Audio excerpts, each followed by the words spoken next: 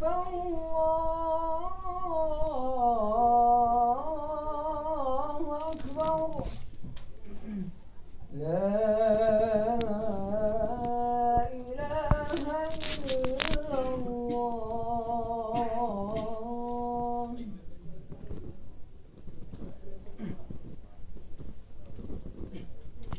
الحمد لله تعالى نحمده سبحانه ونستعين به ونستغفره ونعوذ بالله من شرور أنفسنا وسيئات أعمالنا.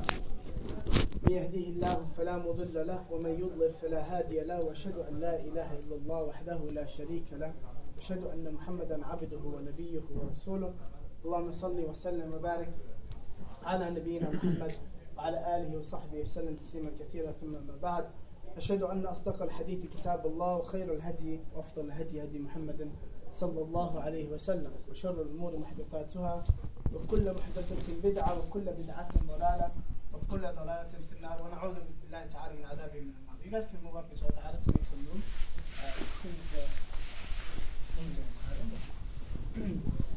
Begin, of course, as we do every Friday, by praising Allah, the Most High, the Most Exalted, the Most Honorable, the Most Merciful, the Most Magnificent, the Most Powerful, the Most Beautiful. We testify to His oneness and greatness. We testify to the prophethood of His most beloved, the man sent to guide mankind until the end of time, Muhammad, the son of Abdullah, the son of Abdul Muttalib. We ask Allah Azza wa Jalla to bless Prophet Muhammad, to bless his family, to bless his community, and to bless all those who follow his guidance until the end of time. Assalamu alaikum wa rahmatullah. It's probably one of the most important khutbahs I've ever done, and I'm very happy that I was able to share it with a younger generation that's in school. I was in high school during 9/11, and the Twin Towers were outside my English class window in Brooklyn. And that day reshaped the history of my Islam in America. And today, we this week encountered the incident that will reshape Islam in America in your lifetime. And there's been no incident since 9/11 that has brought or impacted or has been more profound on the Muslim community than what happened on Tuesday night in Chapel Hill, North Carolina, when 3 people our age, on a normal day, coming home from school or work or whatever that they were doing, decided or just, went upstairs to their home and had a man come in and execute them, all 3 of them in their house. There has been no event, and there might not ever be an event that the Muslim community across the country and the entire ummah across the globe rallied behind 3 individuals the way that we saw this week. And I think, as being relatively young, it will be a watershed moment for the Muslim American community for the next 100 years. Because what we do from here truly distinguishes what this generation, our generation, their generation, what it learned from this incident. What did we do about it? And so I wanted to talk, inshallah, very briefly about 3 parts. The death of Dia, Yusur, and Razan, may Allah have mercy on them.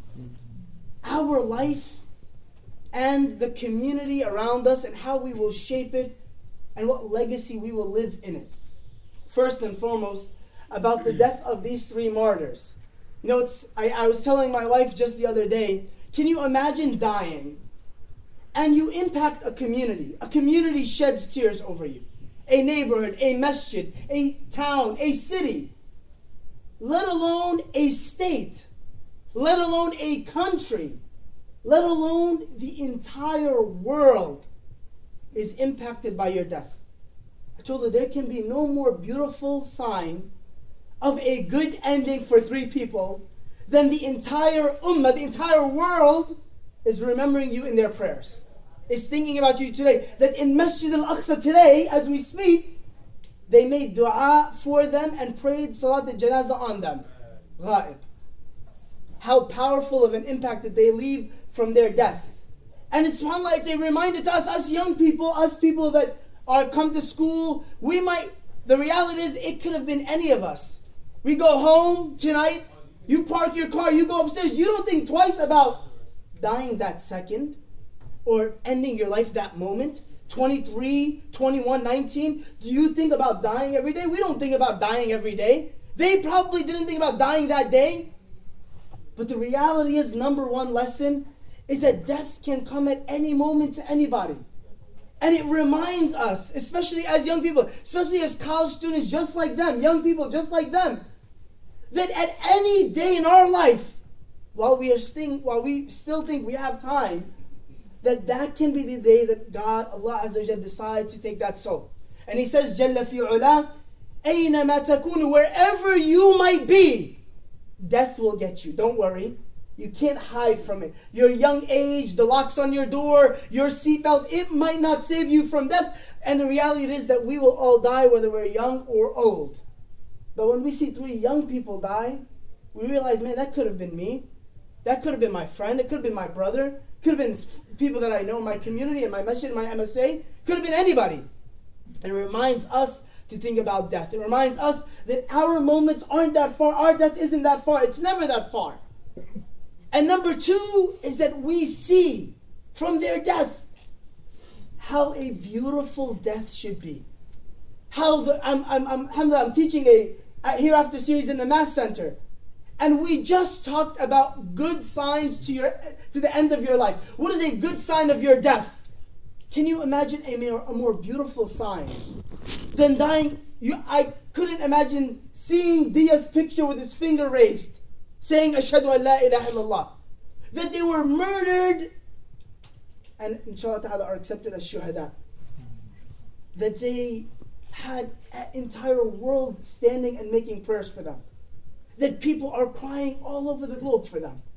From the visuals that's being lit around the world, to the names of things, causes, hasanat, good deeds, that are being done in their name around the world today. Can you imagine a more beautiful death than that? Can you imagine a death where it was so easy that 5,000 people came and prayed on you?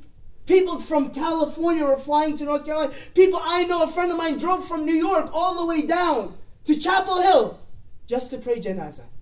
Muslim leaders from across the nation. Can you imagine a more beautiful death than that? And how we should be striving for a beautiful death just like that.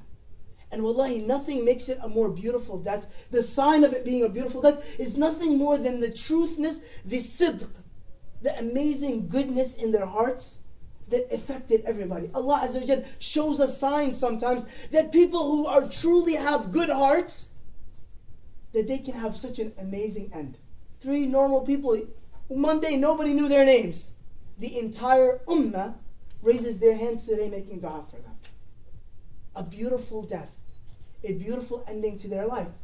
And we, now talking about us, should be striving for such a similar end.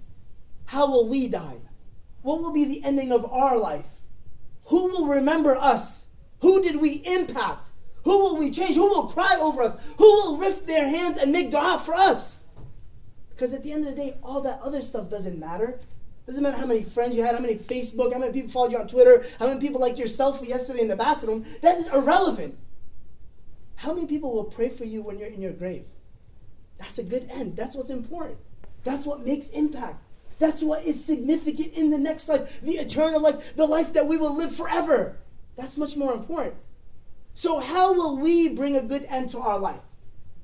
What will we do? What will our legacy be? What will our effect be? What will our community say about us? What will our family say when their mother and their father are crying over them and they were saying they were the best of people?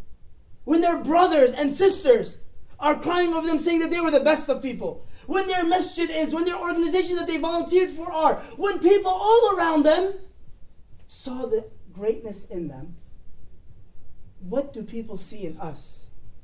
What do our mothers and fathers see? Our grandparents, our uncles, our aunts. What do people in our community see, in our MSA, our friends, our social network, the people that we know casually, the people that we interact with, what do they say about us? That's a legacy that you have to ask. I have to ask myself, what is our legacy? What are we doing on earth? What impact are we making?